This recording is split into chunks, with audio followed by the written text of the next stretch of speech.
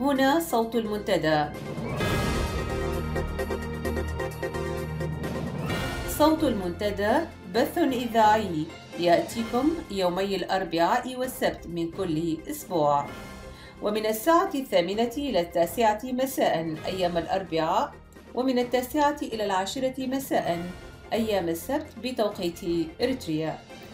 صوت المنتدى على الموجة القصيرة 15245 كيلو هرتز أو 19 متر باند، وعلى مدى 24 ساعة على القمر الصناعي النايلسات على 8 درجات غرباً، وعلى تردد 11678 بالاستقطاب الرأسي. صوت المنتدى إعلام مستقل وحوار وطني بناء. صوت المنتدى.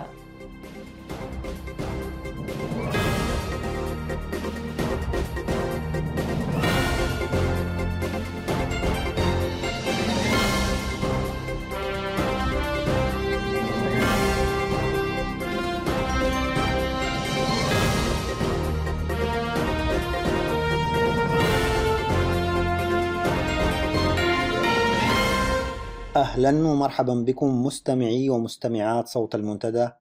أحييكم، أنا صلاح محمد زين، ويسعدني أن أكون برفقتكم خلال ساعة هذا اليوم الأربعاء 26 من نوفمبر، والتي أقدم إليكم في مطلعها نشرة للأخبار، يليها الجزء الثاني للحوار الذي أجرته الزميلة آمال مع الأستاذ صالح قادي مؤسس ومدير موقع عواتي، ثم فقرة خاصة عن أوضاع الأطفال والنشء في ظل النظام الحاكم في بلادنا.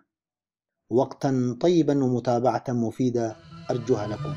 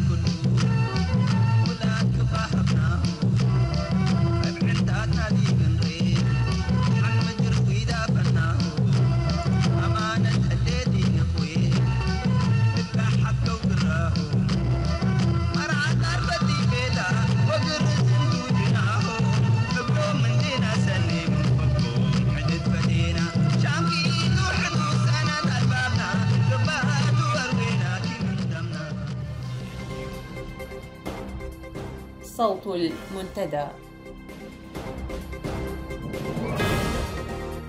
نشرة الأخبار أستهلها بالعناوين. لجنة تقصي الحقائق الأممية تبدأ أعمالها بلقاءات مع اللاجئين الإريتريين بسويسرا. سفير النظام في الأمم المتحدة يعترف بهروب أعداد كبيرة من البلاد. إلى تفاصيل النشرة. عقدت لجنة الأمم المتحدة لتقصي الحقائق في انتهاكات حقوق الإنسان في إريتريا لقاءات باللاجئين وطالبي اللجوء الإريتريين بسويسرا الذين يتواجدون في كل من جنيف وبيرن وزيورخ، وذلك لمعرفة الأسباب التي تدفع بالإريتريين بما فيهم القُصّر بدون ذويهم إلى الفرار من البلاد. وقد أظهر الإريتريون المقيمون بسويسرا تعاونا ملحوظا مع اللجنة، حيث تدفقت أعداد كبيرة منهم إلى موقع تواجد اللجنة للإدلاء بشهاداتهم حول الأوضاع المزرية والقاسية لحقوق الإنسان التي يعاني منها الشعب الإريتري تحت حكم نظام الرئيس إسياس. ونتيجة لعدم تمكن اللجنة اللقاء بكل الحضور ومحدودية الفترة الزمنية المخصصة لذلك، فقد استعانت بوسائل الاتصالات لتكملة لقاءاتها بالذين يودون الإدلاء بشهاداتهم، حيث تلقت صباح اليوم الأربعاء شهادات العديد من الأفراد عبر المكالمات الهاتفية. وكانت لجنة الأمم المتحدة لتقصي الحقائق في انتهاكات حقوق الإنسان في إريتريا قد أعلنت يوم الخميس الماضي عن بدء أنشطتها باجتماع أولي في جنيف تنفيذا لتوصيات مقرر مجلس الأمم المتحدة لحقوق الإنسان المعني بمتابعة ورصد انتهاكات حقوق الإنسان في إريتريا. وفي بيان أصدرته اللجنة أعلن رئيسها مايك سميث إن اللجنة تسعى إلى مساعدة إريتريا في توفير وسائل تحسين حقوق الإنسان لمواطنيها، فعقدت في هذا الصدد عدة اجتماعات منفصلة مع وفد إريتريا الدائم لدى الأمم المتحدة في جنيف ومع أعضاء من البعثات الدبلوماسية، إلى جانب التشاور مع منظمات الأمم المتحدة المعنية ومنظمات المجتمع المدني ذات الصلة بأوضاع حقوق الإنسان في إريتريا. وأشار سميث إلى أن أعضاء اللجنة قد أعربوا في اجتماعاتهم التمهيدية واجتماعهم الأول يوم الخميس على الرغبة في التعاون الكامل مع حكومة إريتريا وتسهيل حق وصولهم الكامل إلى البلاد. وأوضح البيان أن المناقشات قد تناولت استراتيجية عمل اللجنة والمنهجية التي سوف تتبعها في تقصي الحقائق لتمكينها من الوفاء بالمهام المنوطة بها وفق التفويض الذي حصلت عليه من مجلس الأمم المتحدة لحقوق الإنسان للبحث في استمرار الانتهاكات واسعة النطاق والممنهجة لحقوق الإنسان والحريات الأساسية التي ترتكبها السلطات الإريترية. وكانت شيلا كيتاروس مقررة الأمم المتحدة الخاصة لأوضاع حقوق الإنسان في إريتريا وعضو اللجنة قد صرحت في البيان نفسه إن اللجان ملتزمة بالوصول إلى شعب إريتريا لفهم تأثير الوضع الحالي على حقوق الإنسان والحريات الأساسية ولمعرفة أسباب هروبهم من البلاد. ومن المنتظر أن تزور اللجنة أيضا في الأيام القادمة إيطاليا لنفس الغرض. هذا وتشكلت لجنة التحقيق الأممية بموجب قرار مجلس حقوق الإنسان التابع للأمم المتحدة رقم 24.26 الصادر في يونيو حزيران من العام الحالي لمدة سنة واحدة قابلة للتمديد، وذلك للتحقيق في مجموعة متنوعة من الانتهاكات بما في ذلك عمليات القتل خارج نطاق القضاء والاختفاء القسري والاعتقالات التعسفية والحبس الانفرادي والتعذيب والقيود المفروضة على الحريات المدنية والإنسانية والإتجار بالبشر والتمييز ضد المرأة والعنف الجنسي القائم على نوع الجنس وانتهاكات حقوق الطفل وانعدام سيادة القانون والظروف المعيشية المتردية. ويترأس اللجنة البروفيسور الأسترالي مايك سميث المساعد السابق للأمين العام للأمم المتحدة في نيويورك وأستاذ مكافحة الإرهاب في جامعة ماكواري في نيو ساوث ويلز باستراليا. وتضم اللجنة المحامية شيلا كيتاروس من موريشيوس، وهي أول مقرر خاص للأمم المتحدة معني بحالة حقوق الإنسان في إريتريا بتكليف من مجلس حقوق الإنسان التابع للأمم المتحدة منذ يونيو حزيران 2012 بموجب القرار رقم 20.20 إثر توصيات بإنشاء منصب المقرر بعد توارد التقارير التي تشير إلى اتساع رقعة انتهاكات حقوق الإنسان في إريتريا. كما تضم اللجنة العضو السابق بمجلس حقوق الإنسان والشعوب التابع للاتحاد الأفريقي البروفيسور الغاني فيكتور دانكوا أستاذ القانون الدولي في جامعتي غانا وليمبور بهولندا.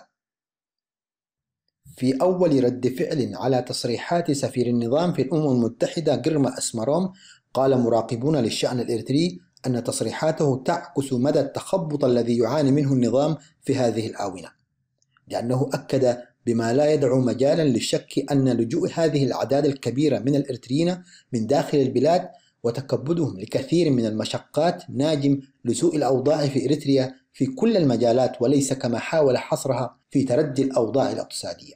وكان سفير النظام قد اتهم في مقابلة إذاعية أجراها مع صوت أمريكا يوم الجمعة الماضية استفادة إثيوبيا من المعونات الإنسانية التي تصلها بغرض إغاثة اللاجئين الإريتريين في أغراضها الخاصة عبر حشر أعداد كبيرة منهم في معسكرات إيواء تنقصها الكثير من الخدمات، وذلك في أول اعتراف رسمي من مسؤول إريتري بهروب أعداد كبيرة من الإريتريين إلى الجارة إثيوبيا. وعلى الرغم من أنه حاول إعاز الهروب الكبير الذي تشهده البلاد لأسباب اقتصادية، غير أن المراقبون أكدوا أن مجرد الاعتراف بوجود هذه الظاهرة والتي تحدثت التقارير بازديادها في الآونة الأخيرة يعبر عن مدى القلق والتخبط اللذين يسيطران على أعمدة النظام في الوقت الراهن.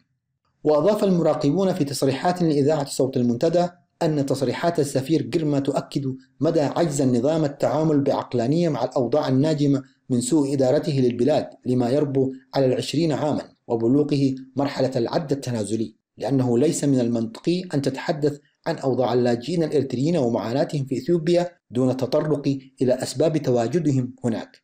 فعلى النظام حسب المراقبين أن يبحث عن أسباب هروب المواطنين من البلاد بهذه الأعداد الكبيرة وإيجاد الحلول الجذرية لها، بدلا من اتهام بلد مستضيف للاجئين أجبرهم النظام على ترك ديارهم وأهلهم وممتلكاتهم هربا من البطش والتنكيل والتعسف الذي لا مثيل له في تجارب الدول الأكثر تسلطا وديكتاتورية. هذا وتتحدث آخر تقارير الممثل السامي لشؤون اللاجئين أن شهر أكتوبر وحده شهد لجوء أكثر من 7000 مواطن إريتري إلى إثيوبيا، كما بلغ العدد الإجمالي للإريتريين الذين تقدموا باللجوء في كل من السودان وإثيوبيا حوالي 210,000 مواطن، معظمهم في إثيوبيا. نهاية النشرة.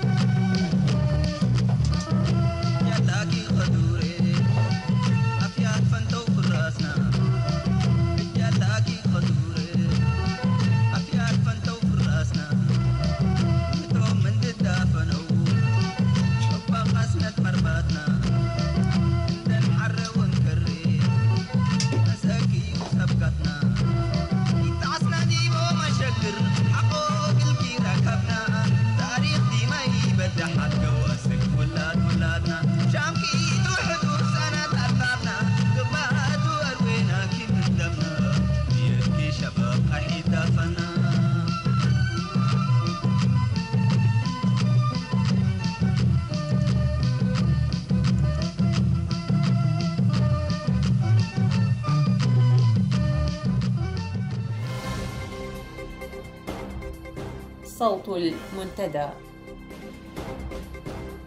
وفيما يلي تتابعون الجزء الثاني من اللقاء الذي أجرته الزميلة آمال علي مع الأستاذ صالح جوهر قادي، وهو مواصلة للجزء الأول الذي قدمناه في ساعة يوم السبت الماضي.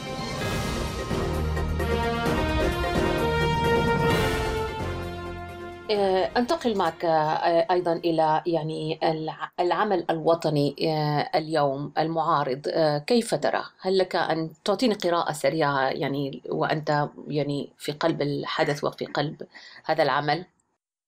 والله كيف تقيمه في هنا في أمريكا في مثل بسيط بيقولوا too many Indians a few chiefs، في رؤوس كثيرة أصبح فيها اجتهادات كثيرة صارت فهذه طبعا مسموح أن أي واحد يعمل لو ما شعر بالمسؤولية، وكله أكبر مشكلة أراها هي إنه المسابقة على السلطة التي لا توجد، عدم ربط المطالب أو الأمور التي تشغلنا يعني القضايا المهمة بالنسبة للمواطن الإريتري. وبعض الأحيان ننسى أن نحن في الخارج أقلية ولا نستطيع أن نحدد مستقبل إريتريا. يعني مثلا 100,000 نفر ولا 50,000 اللي هو عددنا، النشطاء ممكن لا نتعدى 10,000. ما نستطيع أن نحدد مسير 4 مليون و 5 مليون. فهذه المفروض نفهمها.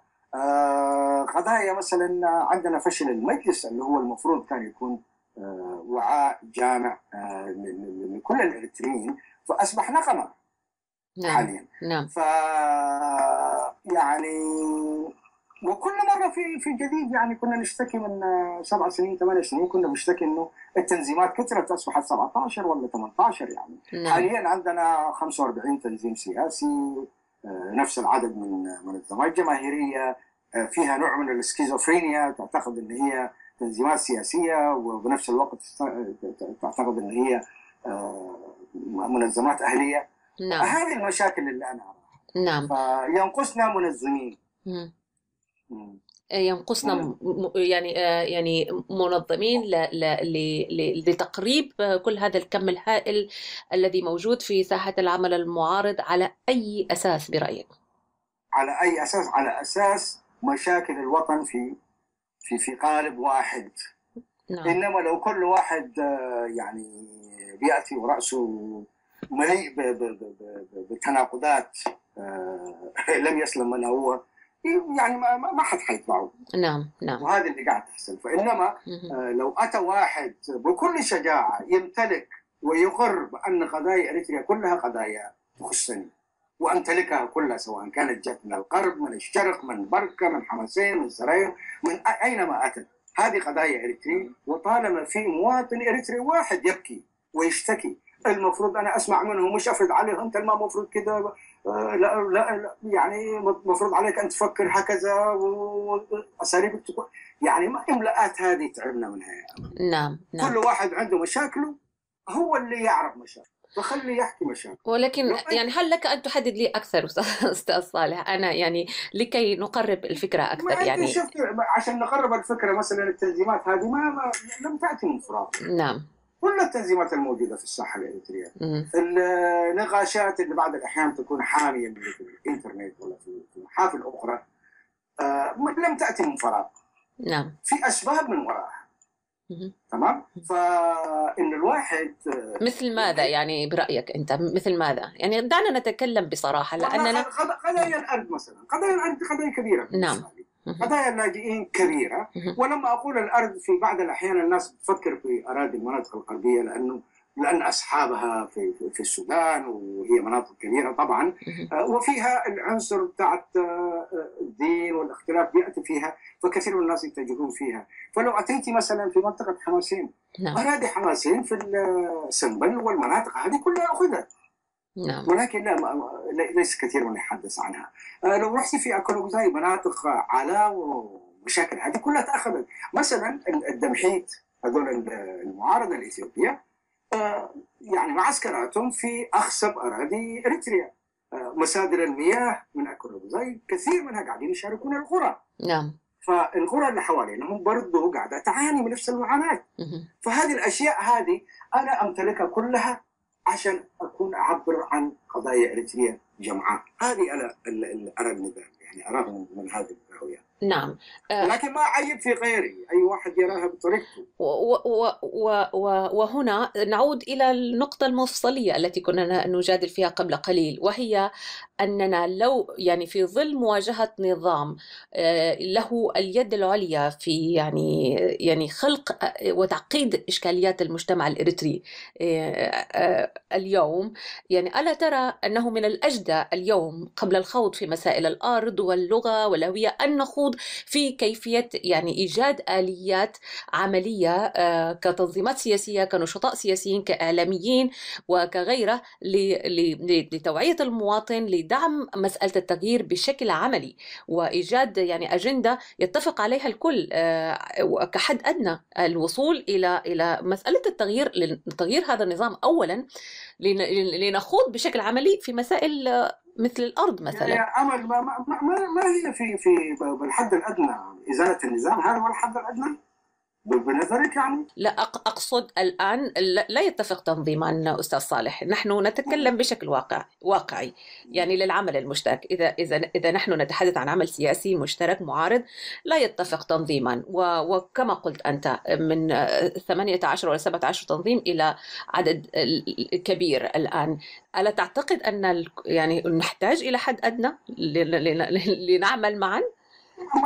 مع الكلام الحد الأدنى هذه ليست عبارة مخترعة قبل سنة أو سنتين، يعني من 20 سنة في وقت يعني تأسيس التحالف الوطني الإخواني كانت موجودة. نعم. في أيام أبان الثورة في السبعينات والثمانينات كانت موجودة. الحد الأدنى هذه مش كلمة جديدة أو اختراع جديد.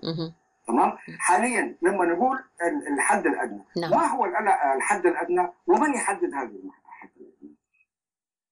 أليس من المطلوب أن نستمع لبعضنا ما هي مطالبكم وهذه هي مطالبي حتى ندمجهم ونخليهم كلهم حد أدنى؟ نعم. أو نأتي بحد أدنى خاص بنا ونفرضه على الآخرين. هذه الكلمة اللي كل لف ودوران وسلتينا فيها حاليا، لأنه كل جهة وكل تنظيم وكل نخبة وكل سيركل له ما يراه كحد أدنى، وهذه طبعا ما في إجماع عليها. كل واحد له حد أدنى من منظاره ومن واقعه ومن تجاربه. نعم. فنحن الأسلم طريقة هي كل الحدود الدنيا هذه نعم. نجمعها وحتى نستخرج منها حد أدنى يرضى به الجميع. نعم. إنما كده يعني على بلاط، يعني من دون تفسير من دون كذا، لازم نتفق على حد الأدنى. أوكي، ما هي الحد الأدنى؟ ربما الحد الأدنى اللي بتطرحه أمل لا يحتوي على الحد الأدنى اللي أنا طالب فيه. نعم. فهنا المفروض ما يكون الخطاب ما يكون فوقي وسفلي، يعني واحد يتكلم من فوق وواحد يتكلم من تحت. نعم. المفروض على نفس المستوى، كل واحد له ستيك هولد. نعم. كل إريتري يقعد ويطرح يعني الحد الأدنى بالنسبة له ما هو يعني. نعم. وفي جهات كثيرة عندها مطالب وفي جهات كثيرة تتكلم عن الموضوع هذا. نعم. عشان كده اليوم عندنا تنظيم للساء وتنظيم الكنامة وتنظيم العفر وعدة تنظيمات عندنا. هذه التنظيمات هذه يعني ما قامت من الفراغ يعني. نعم. حتى لو قامت من فراغ حاليا كل واحد عنده مطلب وعارف ايش يحتاج.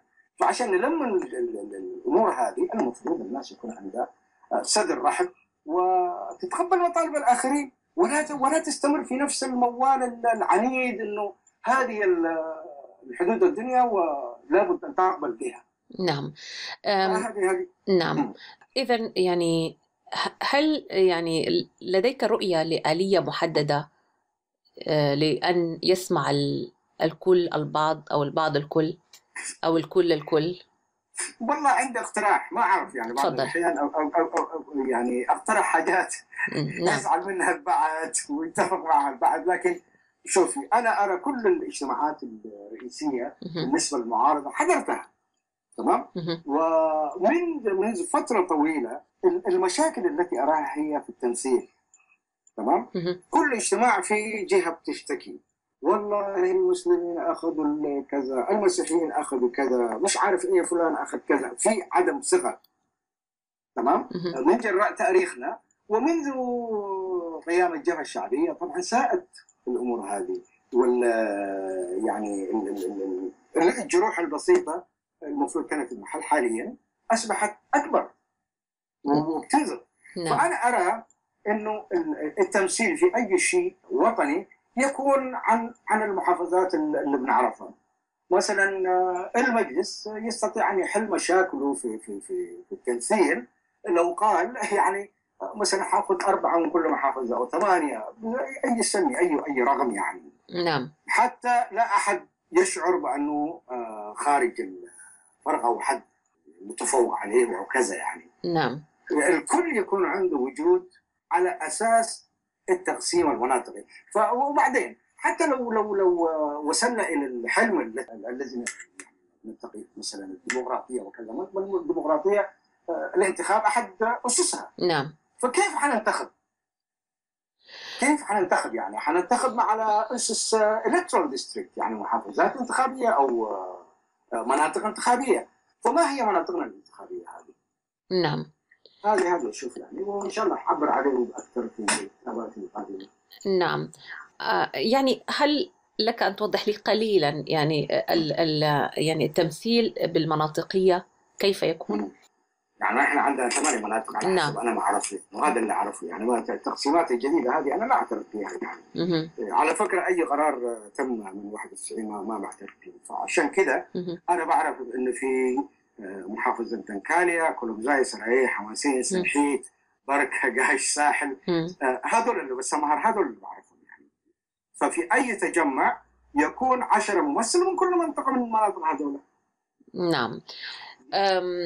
وهذا التمثيل يعني هل هو يعني قابل للتطبيق ضمن المجموعات المعارضة في الخارج، أم نحن نتحدث عن مستقبل؟ لا في موضوع واسع هو يعني. أنا حبيت أختصر لك. مثلا لو قام مجلس بهذا الأساس يعتبر نفسه أنه هو يمثل 50% فقط، ويترك نسبة 50% لتكملتها عند الدخول إلى أريتريا، بحيث أنه يكون في حرصا عشان ما يكون في فراغ في السلطة وهكذا، فيستوعب 50% من في الداخل. نعم. فبالتالي ليكون حجمه 100%، وهذه اللي يدير المنطقة المرحلة الانتقالية. هذه وجهة نظر كروب لسه يعني في قيد التطوير. نعم. لكن هذا أشوفه إنه عملية إنه ما مثلت وكذا، ما أخذت حقي والكلام هذا كله يطلع منه. نعم. ونرجع في الأسس بتاعتنا. نعم. دعني أنتقل معك إلى محور آخر يعني، وهو ليس بعيد عن ما نتحدث عنه، وهو الوضع الراهن في إريتريا وعملية يعني التغيير من الداخل. الكل يتحدث اليوم بعد التحولات الأخيرة وظواهر كثيرة تدل بشكل قوي أن التغيير أساسه سيكون من الداخل. كيف تراه أنت؟ كيف تقرأه؟ والله شوفي، التغيير يأتي من أي مكان، لأنه حتى اللي في الداخل إريتريين هم يعني ملايين عندهم الحق يغيروا النظام لو ما أرادوه، لكن ما حصل. بس في عندي اعتراض واحد في القصة دي. يعني كثير من الساسة لما يتحدثون عن التغيير من الداخل يتحدثون وكأنهم هم الإريتريين الوحيدين اللي عندهم ارتباط بالوطن، والتانيين كلهم أهل فرنسا ولا أهل الدنمارك ولا أهل الروس، ما بعرف يعني. مو كله إريتري اليوم عنده قريب، عنده أخ، عنده صديق، عنده ارتباط، حتى ارتباطات سياسية. في أشياء كثيرة بتربط الناس. فيعني التغيير من الداخل هذا ما يلوحوه في الناس وكأنه سيف للتخويف يعني. التغيير من الداخل، واللي في الداخل نحن اللي بنعرفهم وحيتبعوا لنا وأنتم ما عندكم شيء يعني. بالأسلوب ده قاعد أرى إنه قاعدين يستعملوه بالأسلوب ده، وهذا الاعتراض. إنما التغيير بالداخل ليش لا؟ 3 مليون 4 مليون، نحن حتى ما نعرف عددنا بالمناسبة يعني. عدد يعني سكان إريتريا يتراوح العدد بين 2.5 ل 6 مليون يعني، شيء غريب. فعلى كل لو أتى من الخارج، فاللي من الداخل، اللي في الداخل له حق انه يغير النظام اللي فيه، لكن ما معناها عشان تغير من الداخل جهات معينه حيتم استبعادهم. لا اعتقد الكلام ده ما حيحصل يعني. نعم. تمام. لانه كل واحد له ارتباط وكل واحد له امتداد يعني، مش شتلات في جزر يعني. كلنا لنا ارتباط يعني. نعم. وهل هناك سيناريوهات أخرى برأيك للتغيير؟ هل يمكن أن يكون تغيير من الخارج مثلا؟ ممكن، ليش لا؟ ممكن. وهو سنة 2000 كان حدث. سنة 2000 لو ما يتوقف الحرب، ما أدري هل كان النظام سيستمر أو لا، ما أدري. والمناطق أنت شايف المنطقة بتاعتنا منطقة ملتهبة. نعم. تمام. فأي تغيير سياسي جيوبوليتي في المنطقة ممكن يحصل. يمكن يؤثر في مجرى الأوضاع في إريتريا. حاليا كثير من الناس ما عندها منفذ غير منفذ إثيوبيا. نعم. نعم. هل معناها نفس الوزن عند الإثيوبيين بالمصالح الوطنية العليا بالنسبة لهم؟ هل يرون كل التنظيمات هذه بنفس المستوى؟ طبعا هذا يكون محال. تمام؟ نعم. فالتغيير يعني التأثيرات الجيوبوليتكس يعني المنطقة الجغرافية السياسية في المنطقة بتأثر في إريتريا بالتأكيد. فما يحصل في المنطقة سيأثر فينا. ندعو الله إنه لا تجي هينة يعني. نعم. لأنه ما نعرف ما اللي يحصل. نعم. هناك أيضا يعني يعني اليوم حساسية الموقف بأن أي تدخل خارجي أصبح يخلق حالة نفسية لدى الإنسان الإريتري، سواء كان في الداخل أو الإنسان الإريتري المعارض. والحكومة الإريترية أيضا تلعب على هذا الوتر كثيرا، يعني أن أنظروا أنهم يريدون أن يأتوا من الخارج لأنهم يعني عملاء لهذه الدولة أو تلك. إلى أي مدى تعتقد أن يعني هذا قد يؤثر على مجموعة كبيرة في العمل المعارض، هي يعني تتخذ مثلا كالمجلس يتخذ إثيوبيا منطلقا له لممارسة نشاط المعارض؟ يعني هل هذا يعني يؤثر على وجوده لاحقا في مستقبلا في إريتريا، على مشاركته في خلق إريتريا سياسيا مختلفة؟ ايوه يا عمر، يعني انت قلت بعد قبل شويه بتاثير من دوله خارجيه، دوله هذه او داخل غيرها او كذا، من التعبير. لما نتكلم في البارلانس او في المصطلحات المستعمله كاريتريين، لما نقول في الخارج بنعني اثيوبيا، كلنا عارفين هذا. نعم. ايوه يعني اثيوبيا.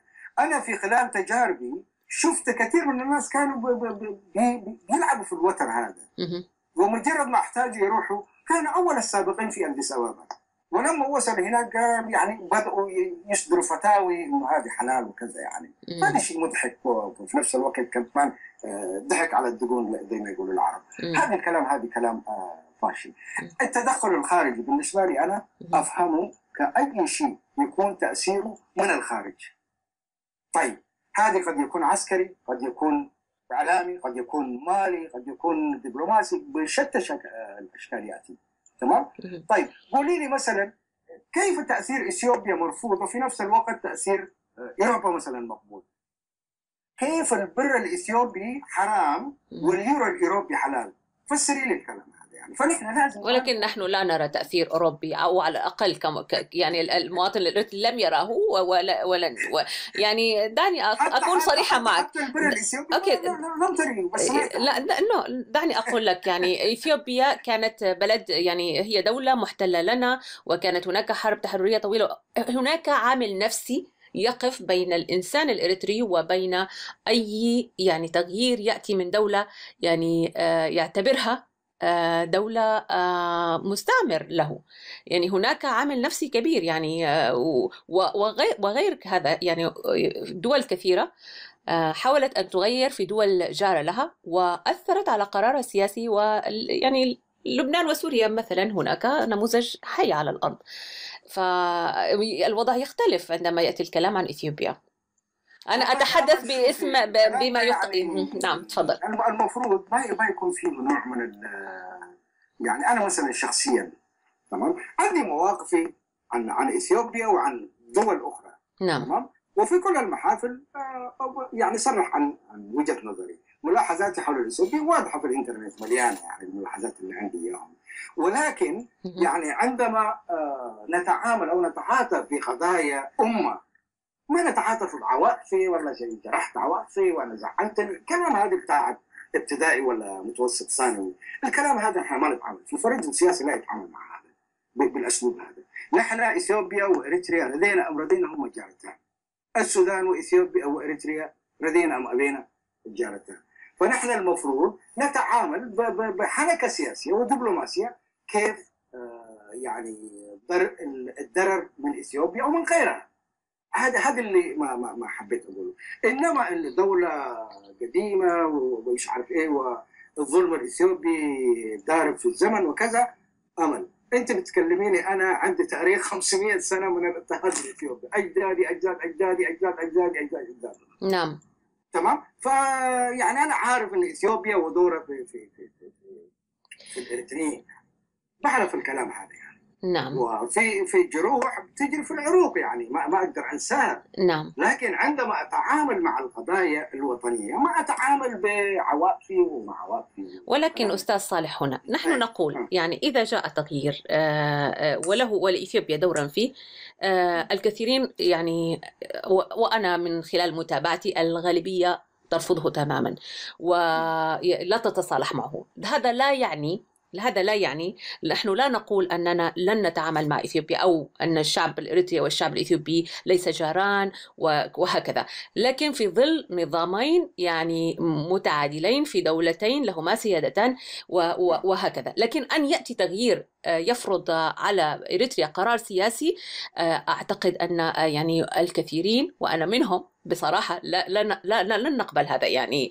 ومن قبل هذا يعني. فأنا كنت أريد أن أحدد هذا معك لأنه يبدو أن كلامك ما حد قابله، لكن أنا الكلام ده يعني نعم. مصدره بعرف مصدره. نعم. مصدره هو للتشكيك من الإريتريين الموجودين في إثيوبيا.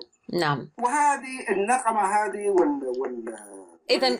إذا كيف نعم كيف نخرج أنا لا أرضى. أديت لك مثل يعني. نعم. أنا لا أرضى أي تغيير ناهيك عن إثيوبيا اللي يجي من أوروبا حتى أنا مش عاوزه. نعم. عشان كده ضربت لك ليش البر الإثيوبي حرام واليورو الأوروبي حلال. ضربت لك مثل من أي أتى لو الإريتري ما يملك قراره وأي واحد يدخل في هكذا أمور قاعد يورط نفسه في أشياء ما فاضية وقاعد يجرنا إلى مضاعفات وردود فعل ما لها داعي. نعم. إنما التلميحات هذه مهما عشنا بها نحن، أنا قاعد أتكلم في كونتكست يعني كونتكست. إيش الكونتكست بالعربي؟ سياق. أيوة. في نفس السياق اللي قاعدين نتكلم فيه. نعم. لما نقول إثيوبيا هو أصله تجريم المعارضة الإريترية، وأنا المعارضة اللي في الإريترية ما أعرفهم كلهم، لكن اللي بعرفهم وطنيين حتى النخاع. نعم. وما يسوى إنه واحد ما معروف موقفه يجي يشكك فيهم.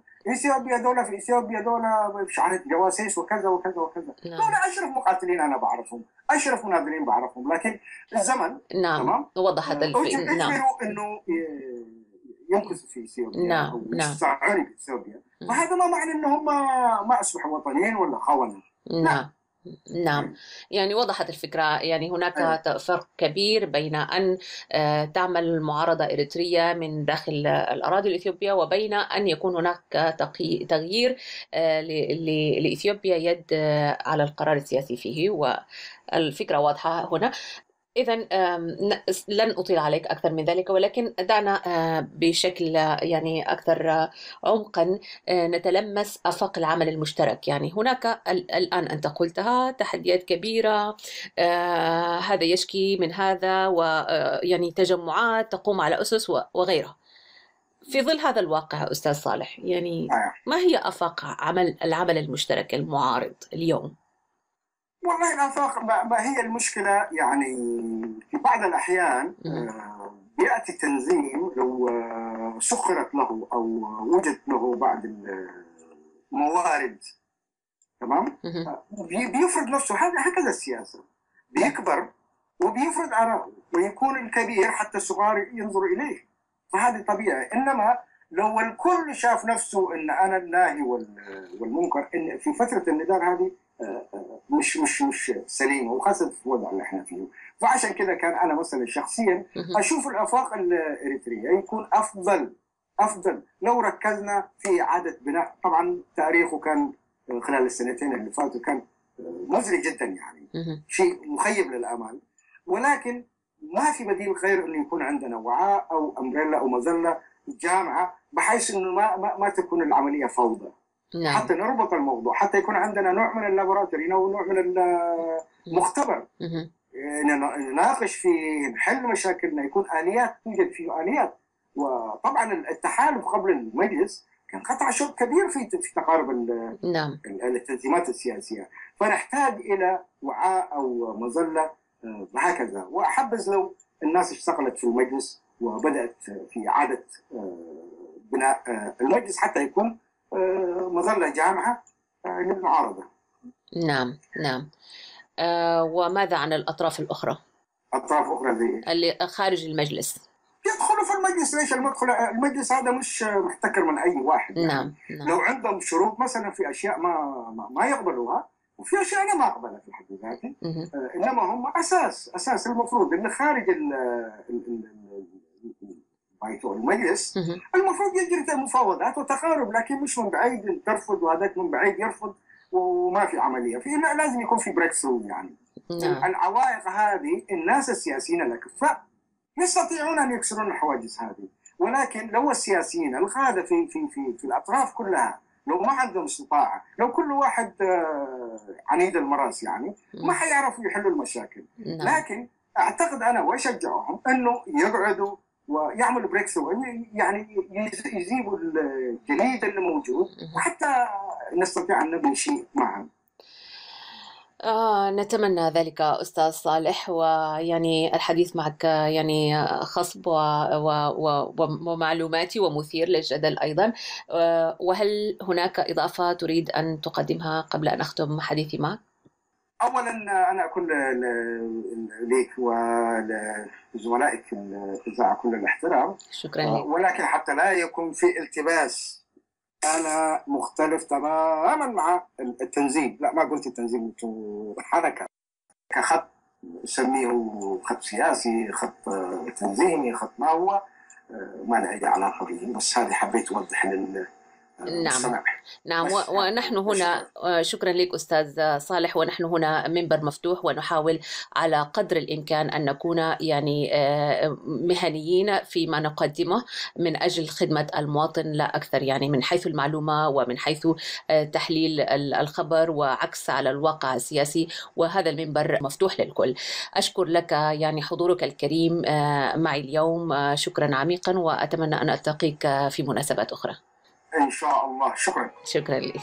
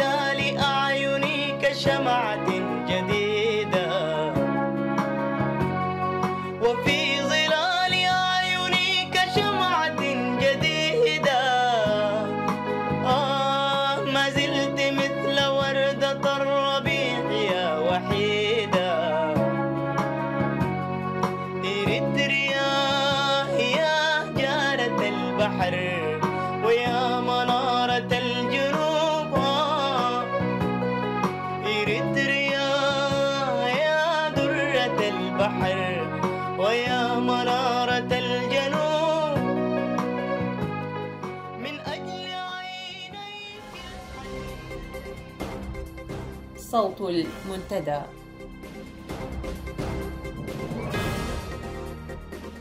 مرحبا بكم مرة أخرى.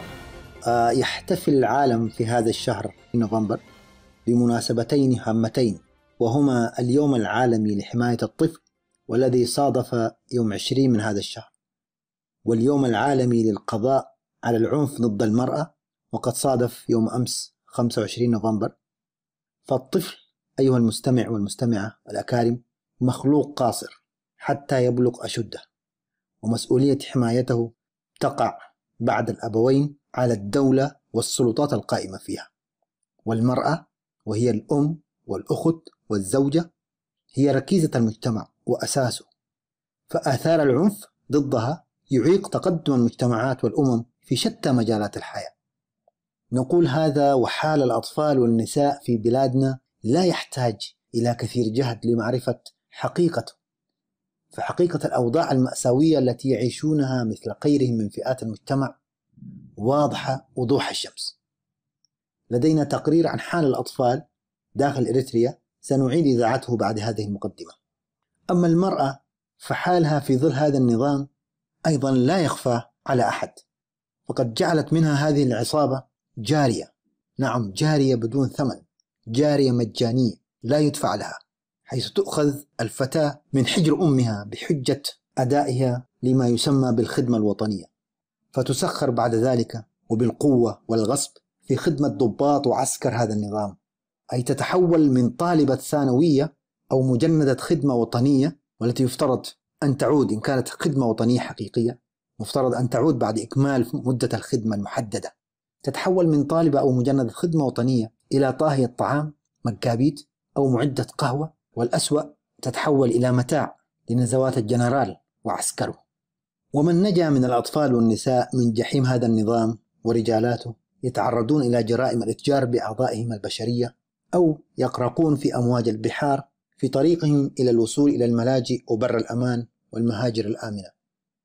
أما المضحك المبكي كما استمعنا في نشرة الأخبار هي تصريحات المدعو جرما أسمروم، فقد فتح الله عليه بقول الحقيقة، وهي أن هناك حالات هروب كبيرة من البلاد، ولكن عزاها أي أرجعها إلى سوء الأحوال الاقتصادية. إذن سنسلم مع أسمروم أو مع جرما أسمروم أن السبب الأساس هو الحالة الاقتصادية. سبب هروب الناس والشباب والأطفال والنساء هي الحالة الاقتصادية. إذن الفشل في خلق حالة اقتصادية مستقرة توفر أدنى متطلبات الحياة وتمنع حالة الهروب الكبيرة، الفشل في هذا الأمر يكفي أن يرحل هو ورئيسه ورجالاته ونظامه ومجموعته، يكفي هذا إلى رحيلهم وإتاحتهم المجال لمن يستطيع إبقاء مواطني هذا البلد في أرضهم، في ديارهم، في مدنهم، في قراهم، بدل السكن في المعسكرات والملاجئ والمعابر والغرق في البحار. لا تتحدث عن استغلالهم في المعسكرات واستغلال ما تأتيه من مساعدات لصالح نظام ما أو دولة ما، أنت أمنع خروجهم، أمنع تدفقهم إلى هذه المعسكرات، أو أحمل عساك على كتفك أنت وسيدك وارحل. وإلى التقرير عن حال الأطفال والنشأ في إريتريا.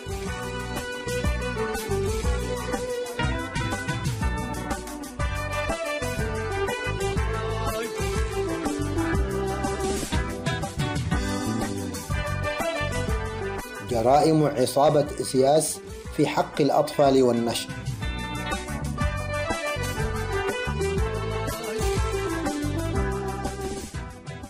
إن كان واقع الظلم وانتهاك الحقوق وصمة عار لازمت نظام الطاقية أفورقي طوال سنوات حكمه العجاف، إلا أن إلحاق الظلم والانتهاكات بالأجيال الناشئة يعد من الأفعال المشينة التي تستوجب التصدي لها بقوة ومسؤولية وبلا أدنى تهاون. ويذكر أن إذاعة صوت المنتدى وتماشيا مع خطها المبدئي كانت قد أطلقت منذ بدايات بثها حملة لوقف التجنيد الجبري للشباب وتسخيرهم للعمل بدون مقابل. الآن وفي ذات الاتجاه الرامي لحفظ الحقوق لمختلف الفئات العمرية تطلق حملة أخرى لرفع الظلم والانتهاك لحقوق الأطفال والقُصّر. ونعني بالأطفال هنا إنسان لم يتجاوز 18 وفق التصنيف المتعارف عليه عالميا. تجاوزات نظام أسمر لحقوق الطفل كثيرة ومتعددة، وانتهاكاته سافرة ومخزية، فهي تبدأ من انتهاك حقوق الوالدين أو الأوصياء وتنتهي بالتسبب المباشر وغير المباشر في فقدان الأطفال لحياتهم، وبين الاثنين توجد العديد من الانتهاكات. فلا يستطيع الطفل الأكبر من 5 أعوام أن يسافر خارج البلاد مع أحد أبويه أو كلاهما إلا بعد وضع ضمانات باهظة وكفالات تضمن إرجاعه أو التنازل عن قيمة الضمان، وبذا تقوم الحكومة بفصل الطفل عن والديه على كره منهما.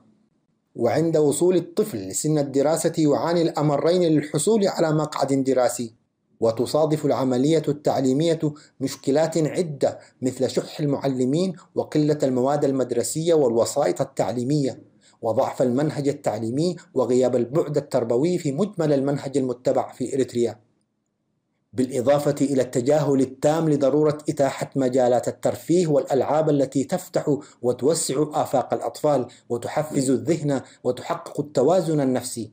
فلا يوجد في عموم إريتريا منتزه خاص بالأطفال أو حديقة للحيوان أو مسرح يقدم المواد المعنية بالأطفال. ولغياب الاهتمام والرعاية بالأسرة بحيث تتمكن من القيام بكامل مسؤولياتها داخل المجتمع، أصبحت المدن الكبيرة مرتع للأطفال المتسولين، وتحول التسول إلى مهنة لمن هم في سن الدراسة. كل ذلك والحكومة لا تحرك ساكنا، ليس لعدم القدرة فقط، بل لانعدام الرغبة في تقديم أي خدمة للمجتمع. وهي الحكومة التي بسبب حواجزها أغلقت في منتصف التسعينيات دار رعاية الأطفال فاقدي الأبوين في أسمرة بحجة أن نزلاءه الأطفال قاموا باعتصام لتحسين أوضاعهم المعيشية، الشيء الذي اعتبرته حكومة إسياس بذرة تمرد يجب وأدها في المهد. وهكذا أخفقت في حماية حقوق الأطفال ومساعدتهم في تلبية احتياجاتهم الأساسية وتوسيع الفرص المتاحة لهم لبلوغ الحد الأقصى من طاقاتهم وقدراتهم. أشد حالات انتهاك حقوق الأطفال والنشأ إيلاما تلك التي تمارس في معسكر ساوة بحجة مركزة السنة النهائية للمرحلة الثانوية، ثم التجنيد الإلزامي وما بينهما من مخاطر جمة، وتلك التي تمارس فيما تسمى بإصلاحية قيح كوكن التي لا تمت بأي صلة لإدارة السجون والإصلاح، رغم الادعاءات وواقع الاعتداءات باسم الإصلاح والتعليم للصغار من فاقدي الأبوين وأطفال الشوارع. لكن الواقع أنه سجن يضم المذكورين دون أي رعاية أو إصلاح، ويرحل إليه أيضا الطلاب المخالفين من ثانوية ساوة وصغار السن من المتورطين في محاولات للخروج من البلاد، حيث يتعرضون للضرب والحرمان من الأكل والشرب والنوم وعقوبات أخرى تعذيبية، هذا غير الاعتداءات الجنسية والتحرشات الدائمة من قبل مسؤولي قيح كوكن التي كانت في السابق مدرسة صناعية تقع غرب مدينة نقفة بمسافة 10 كيلومترات تسمى طبرة. تفشت بين النزلاء الصغار أمراض فقر الدم والنزلات المعوية والروماتيزم والأمراض الجلدية والتناسلية وعلل الصدر والعيون وغيرها من الأمراض الوبائية المعدية بسبب عدم مطابقة المحتجز للشروط الصحية ولتكدس مئات الأطفال في مساحة ضيقة جدا، ويفتقرون إلى أبسط الاحتياجات الخاصة بضمان النظافة الشخصية وصحة البيئة. وهنالك مقبرة خاصة بمعتقل قيح كوكن يرقد فيها زهاء 40 طفل بريء توفوا جراء التعذيب وأجبر زملاؤهم على دفنهم دون الرجوع لذويهم، وغالبا ما سجلوا في قائمة المفقودين.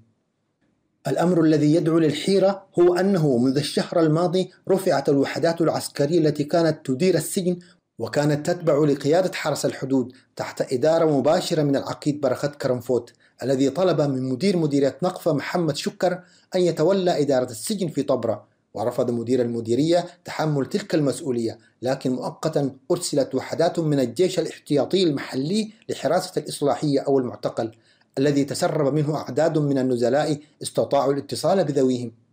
ويبقى الحال كما هو بالنسبة للبقية، مع تملص كامل من المسؤولية القانونية والأخلاقية من قبل الحكومة التي لن تفشل في إيجاد شماعة تعلق عليها سوءاتها.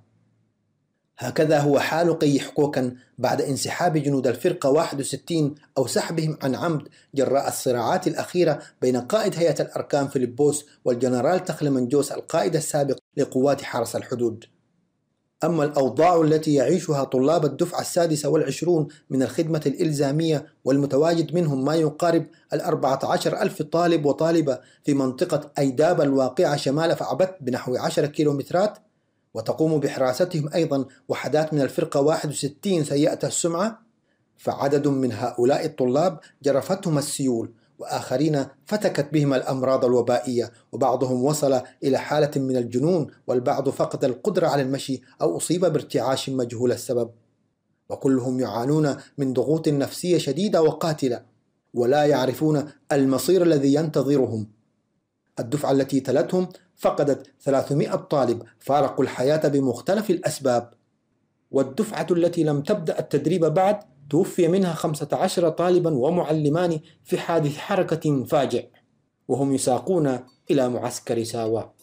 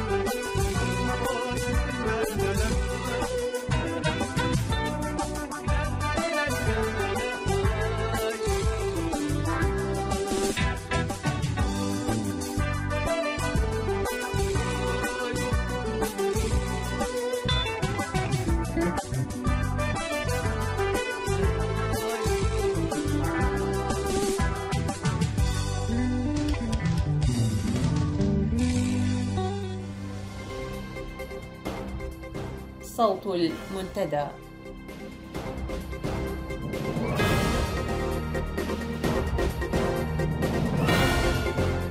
بهذا نصل وإياكم إلى ختام ساعتنا لهذا اليوم. شكرا لحسن المتابعة، وحتى اللقاء في ساعة جديدة.